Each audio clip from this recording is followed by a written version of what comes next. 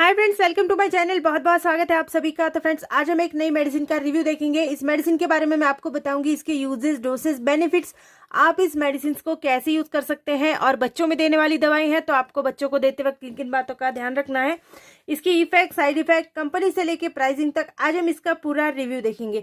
So friends, आज हम बात कर रहे हैं पोडेरिस DM इस सस्पेंशन का। और ये जो है बच्चों में यूज होने वाली दवाई है।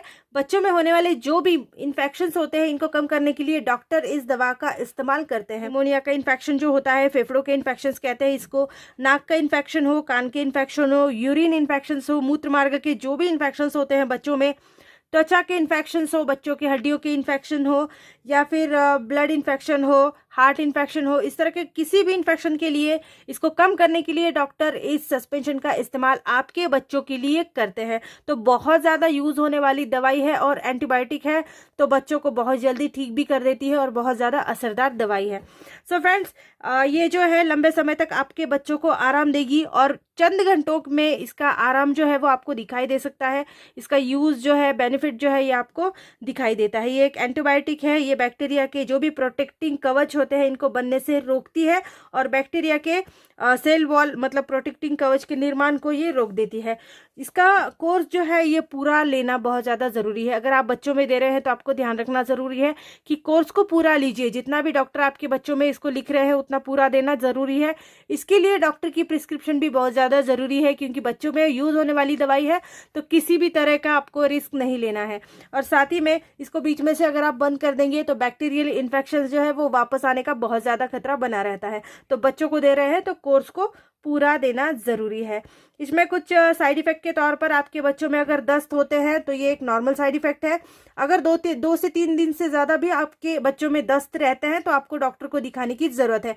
अदरवाइज़ अगर 2 दिन के बाद दस्त बंद हो जाते हैं तो ये एक नॉर्मल जो है साइड इफ़ेक्ट होता है, क्योंकि कोई भी एंटीबायोटिक हम जब लेते हैं तो दस्त होना एक नॉर्मल इन्फेक्शन होता है। ये बड़ों में भी होता है। अगर कोई एंटीबायोटिक यूज़ कर लेते हैं तो इनको दस्त होता है। तो अगर 2 दिन के बाद अगर दस्त नहीं रुकते हैं तो आपको डॉक्टर को दिखाने की ज़रूरत है। साथ ही में बच्चों में अगर आपको इस दवा को देते वक्त बुखार, सर्दी, जुकाम, फ्लू जैसे लक्षण हो तो इस दवा का इस्तेमाल आपको बिल्कुल भी नहीं करना है। अगर बच्चा थोड़ा बीमार है, फ्लू हो रखा है, उसको सर्दी है, नाक चौकअप है, तो ऐसे में आपको बच्चों को ये दवाई नहीं देनी है। अगर बच्चों में आप इस दवाई को दे रहे हैं तो और भी कुछ साइड इफेक्ट है, जैसे खुजली होना, रैश होना, चेहरे पर सूजन होना, या फिर बच्चों में सांस लेने में तकलीफ होना, तो इस तरह के कोई भी आपको साइड इफेक्ट दिखाई देते हैं तो आपको तुरंत डॉक्टर को दिखाना चाहिए। और साथ ही में इसमें और भी थोड़े से साइड इफेक्ट दिखाई दे सकते हैं, जैसे पेट दर्द हो सकता है, मिचली हो सकती है, डायरिया हो सकता है। जैसे मैंने आपको बताया कि कुछ साइड इफेक्ट ऐसे हैं जो 2 से 3 दिन के बाद चले जाते हैं अपने आप। तो अगर किसी भी साइड इफेक्ट से आपको लग रहा है कि 2 दिन के बाद तक ये तकलीफ चल रही है, 2 से 3 दिन के बाद तक, तो आपको डॉक्टर को दिखाना ज़रूरी है। अगर बच्चों में किडनी लिवर से जुड़ी कोई समस्या है या फिर उनको हार्ट से जुड़ी कोई समस्या है तो भी आपको डॉक्टर को बताना ज़रूरी है जब भी डॉक्टर आपको इस दवाई को लिख कर देते हैं। और आपको बच्चों को देते वक्त ये दवाई आप जब भी दे रहे हैं तो थोड़ा सा आप लिक्विड का इंटेक ज़्यादा रखिए। अगर बच्चे दूध पीने वाले हैं तो दूध दीजिए, और लिक्विड मतलब पानी भी थोड़ा आप ज़्यादा दे सकते हैं। बच्चे थोड़े से बड़े हैं तो आप जूस दे सकते हैं। इस तरह का लिक्विडेशन फॉर्म में आपको इनको थोड़ा थोड़ा खाने के लिए 2-2 घंटे के बाद देना भी ज़रूरी है। तो जो भी ये दवाई है ये अच्छे से असर करती है, रिजल्ट भी आपको अच्छे देती है। आज हम बात कर रहे हैं इरिस कंपनी के बारे में।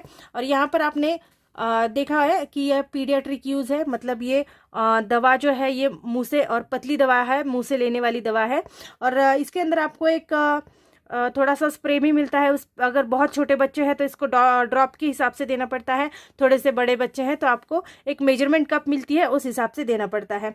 ड्राई सिरप है, इसमें 30 ml का आपको वाटर भी जो है अवेलेबल हो जाता है, वो मिक्स करके इसको देना होता है। तो यहाँ पर हम इरिस की बात कर रहे हैं, और इरिस कंपनी की ये जो दवाई है इरिस कंपनी की है। आपको बहुत सी ऐसी कंपनियां हैं जो सेम कंटेंट बनाती है। सिपोडॉक्सिम बहुत सी कंपनियां बनाती है। सिपोडॉक्सिम अगर इसमें कंटेंट एक जैसा आ रहा है तो इसका काम बिल्कुल एक जैसा होने वाला है। अगर बड़ों में आप देखेंगे तो ये टैबलेट में यूज़ होती है सिपोडॉक्सिम, बच्चों में ये ओरल में यूज़ हो जाती है। तो फ्रेंड्स, इसका काम बिल्कुल सेम है, बड़ों में भी बच्चों में भी कंटेंट एक है तो काम इसका सेम होने वाला है। इसकी 30 ml की कीमत जो है वो 95 रुपीज़ इतनी है। आप कोई और कंपनी का अगर प्रोडक्ट ले रहे हैं, जैसे मैं इरिस की बात कर रही हूँ, अगर आप आप कोई और कंपनी का यूज़ कर रहे हैं, जैसे मैनकाइंड में होता है और भी बहुत सी कंपनियां होती है, अगर आप कोई भी कंपनी का प्रोडक्ट यूज़ कर रहे हैं, अगर इसका कंटेंट सेम है तो काम बिल्कुल सेम होने वाला है। तो हम अब इरिस की बात कर रहे हैं तो 95 रुपीज़ 30 ml की इतनी बॉटल आती है आपको। सो फ्रेंड्स, वीडियो कैसी लगी आप ज़रूर बता देना। अगर वीडियो आपको यूजफुल और अच्छी लग रही है तो प्लीज़ चैनल को लाइक शेयर सब्सक्राइब कर देना, और हर मेडिसिन का रिव्यू देखने के लिए, रिव्यू जानने के लिए मेरे साथ हमेशा बने रहिएगा। So thank you friends, video को पूरा देखने के लिए। Thank you so much.